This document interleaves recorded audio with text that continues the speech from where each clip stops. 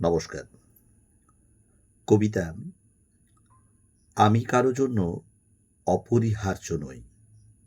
কবি মাহবুব সরদার সবুজ। আমি কারোর জন্য অপরিহার্য নই। আমার না থাকায় পৃথিবীর কিছু বদলায় না। আমি আকাশের অতিরিক্ত তারা। নিভে গেলেও আকাশ অন্ধকার হয় না।